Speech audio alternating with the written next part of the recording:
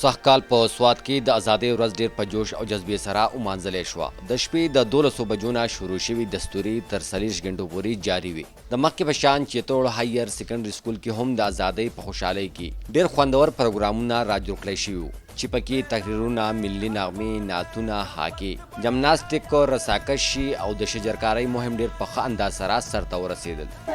رساکشي هغه مقابله ده چې په دې کې زموږ د سکول سره ډېر لوی اعزازات دي په ضلعې په سطحه باندې، د ډیویژن په سطحه باندې او په بعضې کلونو کې د صوبې په سطحه باندې زموږ سکول په دې کې نمایي کارکردګي کولی ده. د دې ټول کریډټ زموږ محترم پی ټي صاحب جناب امین خان صاحب ته ځي.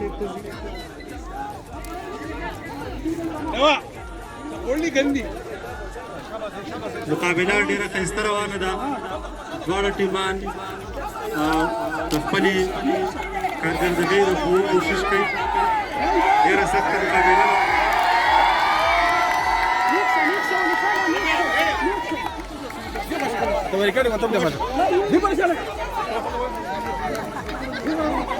د ضلع سوات تعلیمي ادارې دویم مشر ایوب خان په دې دستوره کې د مشر میلمه په حیث شرکت کړی و. راغلي مشرانو د سکول استادانو د بېلابېلو پروګرامونو نه خوندونه واخیستل. پکې جمناستیک او د رساکشي ګیم سره ماحول ډیر ګرم شوی و.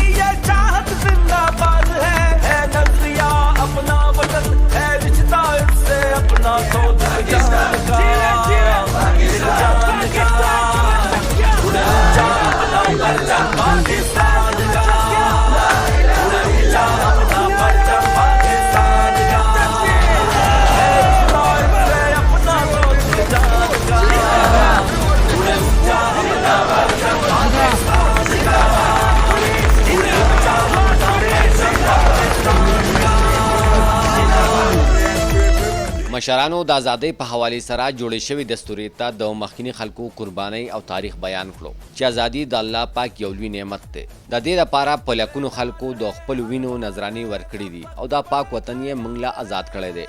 سمد انجم، چیتوړ سکول، سوات.